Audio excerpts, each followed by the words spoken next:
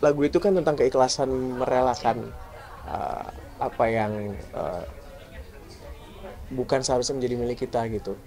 Dan itu it speaks nggak cuma secara hubungan tapi secara menyeluruh di hidup saya ya. Karena saya sedang mungkin setelah saya naik haji saya banyak mengalami apa ya, pemahaman-pemahaman yang lebih dalam lagi tentang kehidupan gitu. Berusaha detach dari semua ekspektasi, dari semua harapan-harapan saya gitu.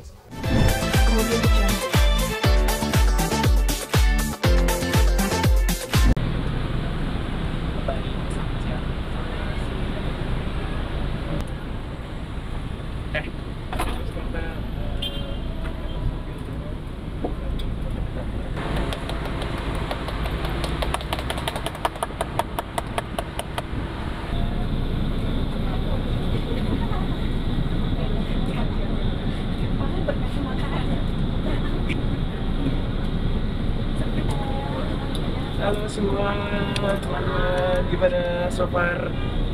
Udah setelah album gimana? Sampai jumpa.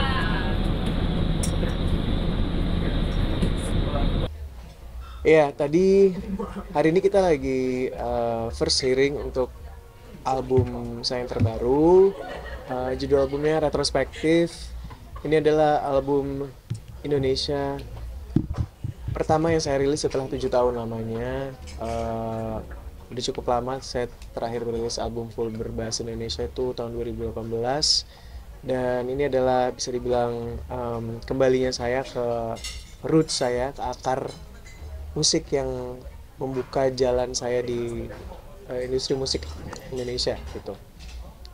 Dan tadi kita adain satu experience yang cukup unik, yaitu ngedengerin full albumnya pertama kali sambil menikmati pemandangan kota Jakarta di sore hari gitu. Jadi lumayan tadi seru sih, karena saya sepanjang 17 tahun saya berkarir belum pernah ada experience seperti ini. Ngelihat responnya teman-teman tadi sambil dengerin headphone, sambil ngelamun ngeliatin kota Jakarta tuh kayaknya pas banget lah sama warna albumnya gitu. Memang albumnya ini memang lebih lebih personal, lebih bercerita, uh, dan ya harusnya sih tadi berkesan ya. Saya sih tadi seneng banget gitu bisa ngalamin itu. Dan proses pembuatan akhirnya kan banyak ya, singlenya sendiri. Prosesnya gimana, mungkin berapa lama sih butuh waktu untuk dapetin inspirasi lagu itu? Kalau proses pembuatan lagunya sih cepet banget ya, cuma 2 minggu. 2 minggu kita selesaiin satu album. Dan di sini saya benar-benar bekerja dengan orang-orang yang belum pernah saya kerja bareng sebelumnya. Itu ada Petra Siombing, ada Kamga, ada Bilal Indrajaya, Iqbal Siregar juga, dia yang sekarang lagi happening banget dengan lagu-lagu ciptaannya dia, Alama, ada lagu Sialan, lagu-lagu yang lagi hits banget sekarang diciptain oleh Iqbal. Dia juga join di dalam project ini. Ada Randy Pandugo dan Gerald Situmorang dari Bara Suara gitu. Jadi memang satu album ini dikerjain produsernya semua gitaris ya. Jadi saya bisa bilang album ini memang soundnya lebih maskulin dibanding album-album saya sebelumnya. Lebih fokus ke gitar, dan secara lirik juga banyak menggunakan apa ya, kata-kata yang agak nyeleneh sebenarnya liriknya. Kayak lagu Kacamata kan sebenarnya kalau diperhatiin lirik itu agak-agak nyeleneh gitu. Sebenarnya lagu Kacamata tuh lagu yang liriknya sedih tapi kita kemasnya dengan melodi yang catchy, yang upbeat. Di ya banyak plot twist yang saya seneng lah di album ini gitu, yang belum pernah saya lakukan di album sebelumnya. Jadi insya Allah sih jadi satu karya yang nggak ketebak dan hopefully nggak membuat semua jadi bosen gitu ya. Semua jadi kayak lebih lebih lebih fresh lah buat saya yang udah mungkin hampir 20 tahun ini saya berkarir. Saya butuh sesuatu yang baru gitu, yang bikin saya juga jadi excited untuk rilis ini ke teman-teman semua. Ada lagu satu Inggris dari itu semuanya Indonesia. Kan kemarin bilangnya mau ngeluarin album Indonesia gitu. Namanya ternyata ada surprise, ada Iya, ada satu lagu bahasa Inggris satu doang, karena nggak tahu ya, kadang-kadang kalau misalnya lagi di studio kita bikin sesuatu tanpa kita pikirin terlalu panjang, apa aja yang keluar secara spontan di saat itu ya itu yang kita lanjutin gitu. Karena menurut saya kreativitas itu benar-benar harus jangan ada peraturan, jangan ada aturan, jangan ada limit. Karena begitu kita limit jadinya stuck.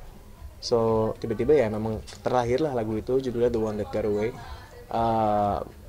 Kalau didengar memang apa ya, vibe-nya tuh agak-agak Bruno Mars ish, agak-agak retro tahun 70-an. Dan ya mungkin dengan adanya lagu bahasa Inggris ini juga bisa nge-reach market yang di luar Indonesia gitu, harapan saya gitu. Jadi bawa kamu flashback pas Afgan era kacamata ngasih dulu gitu waktu pakai bahasa Indonesia gitu. Iya, justru karena retrospektif kan artinya adalah kita mengunjungi lagi masa lalu, kita melihat lagi apa yang terjadi di masa lalu, dan melihat apa yang bisa menjadi evaluasi kita untuk menjadi pribadi yang lebih baik lagi ke depannya. So secara arti tuh retrospektif itu. Tapi kalau secara tema ini pas sekali karena saya mengunjungi lagi genre musik yang dulu sempat membuka jalan saya itu Indonesian pop. Jadi secara makna dan tema memang lain.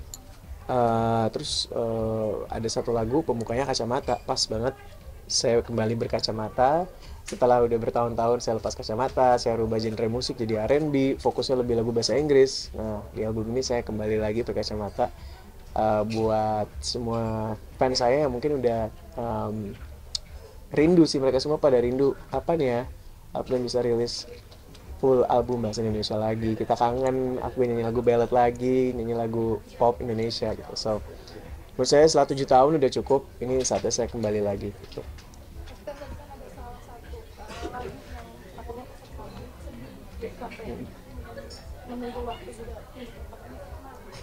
Sampai jumpa judulnya. Karena lagu itu kan tentang keikhlasan merelakan apa yang bukan seharusnya menjadi milik kita gitu. Dan itu it speaks nggak cuma secara hubungan tapi secara menyeluruh di hidup saya ya. Karena saya sedang, mungkin setelah saya naik haji saya banyak mengalami apa ya, pemahaman-pemahaman yang lebih dalam lagi tentang kehidupan gitu. Berusaha detach dari semua ekspektasi, dari semua harapan-harapan saya gitu, dan benar-benar fully berserah sama Allah.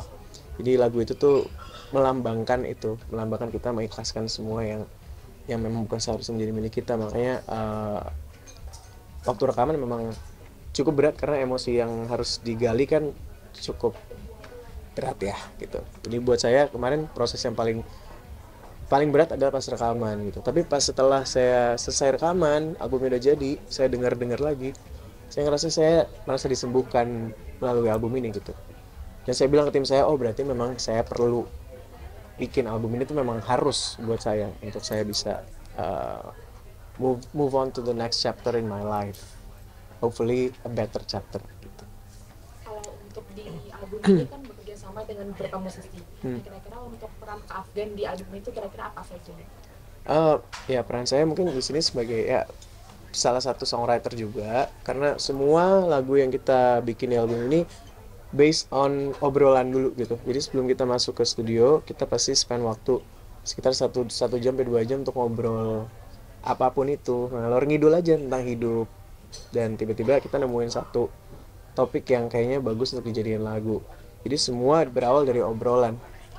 So peran saya di sini memang itu sebagai yang nentuin, oke, gue mau album tentang ini, kita tulis lagu tentang ini, pesannya apa, dan juga yang nentuin soundnya secara keseluruhan tuh album ini seperti apa.